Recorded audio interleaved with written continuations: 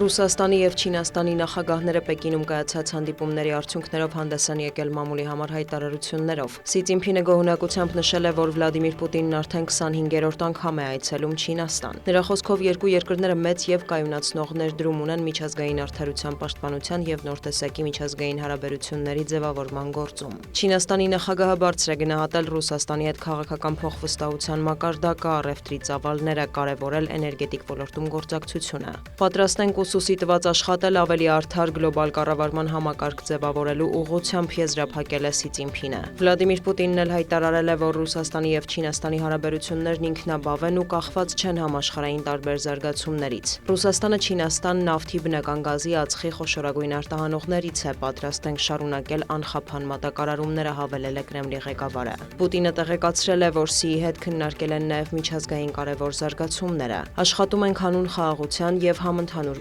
բարգավաճման, նշել է Ռուսաստանի նախագահը։ Նա հավատացրել է, որ Պեկինի և Մոսկվայի բարեկամությունն ուղղված չէ երրորդ կողմերի դեմ։ Պուտին-Սի հանդիպման շրջանակում Չինաստանը և Ռուսաստանը համաձայնության են եկել երկարաձգել բարիդրացիության, բարեկամության և համագործակցության մասին պայմանագիրը։ Նաև ստորագրվել են համապարփակ գործընկերության և ռազմավարական փոխգործակցության ամրապնդման մասին հայտարարությունը ու բազմաբևեռ աշխարհի և միջազգային նոր տեսակի հարաբերությունների հաստատման մասին հռչակագիրը և այլ փաստաթղթեր։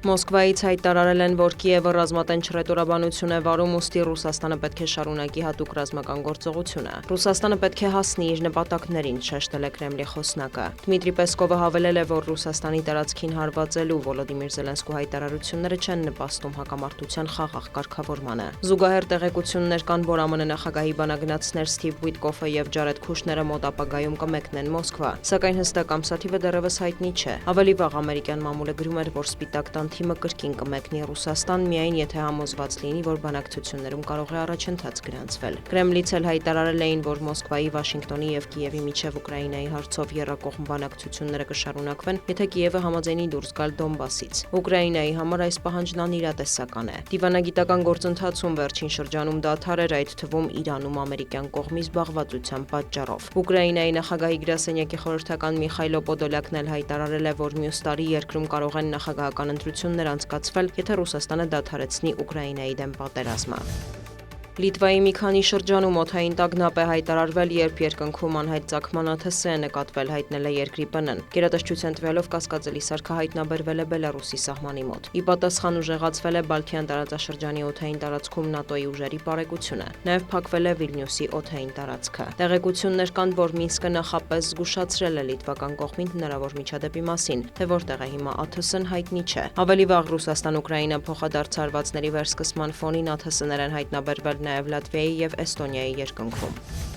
Լեհաստանի վարչապետ Դոնալդ Տուսկը Վարշավայում ընդունել է Վիկտոր Օրբանի փոխարեն Հունգարիայի վարչապետի պաշտոնում նշանակված Պետեր Մադյարին։ Արևմտյան մամուլը գրում է, որ Մադյարը ցանկանում է վերականգնել Եվրամիության հետ հարաբերությունները և ապա սառեցնել միլիարդների աջակցությունը, որի նկատմամբ Եվրահանձնաժողովն արգելք էր դրել Հունգարիայում օրենքի գերակայության և կոռուպցիայի հետ կապված մտահոգությունների պատճառով։ Լեհաստանն էլ մտադիր է Գդանսկի նոր տերմինալի միջոցով Բուդապեշտին հասանելիություն տրամադրել ամերիկյան հեղուկացված բնական գազին։ Տերմինալը պետք է շահագործման հանձնվի 2028 թվականին։ Դոնալդ Տուսկի հետ հանդիպմանը Մադյարը վստահեցրել է, որ Բուդապեշտը ցանկանում է գործակցել Լեհաստանի, ինչպես նաև Սլովակիայի և Չեխիայի հետ վերականգնելու և ընդլայնելու Վիշեգրադյան քառյակը։ Հունգարիայի նորանշանակ վարչապետը նաև աջակցություն է հայտնել Ուկրաինայի տարածքային ամբողջականությանը և պաշտպանվելու իրավունքին։ Միևնույն ժամանակ Մադյարը կարևորել է հրադադարը և արդար խաղաղությունը։ Նա նաև տեղեկացրել է, որ բանակցում են Կիևի հետ Կարպատներում հունգարական փոքրամասնության լեզվական, մշակութային և այլ իրավունքների հարցերով։ Դոնալդ Տուսկն էլ մտահոգություն է հայտնել, որ Ռուսաստանի ագրեսիվ քաղաքականությունը շուտով կարող է հանգեցնել այնպիսի իրավիճակի, որ եվրոպական կողմը ստիպված լինի վճռական արձագանք տալ։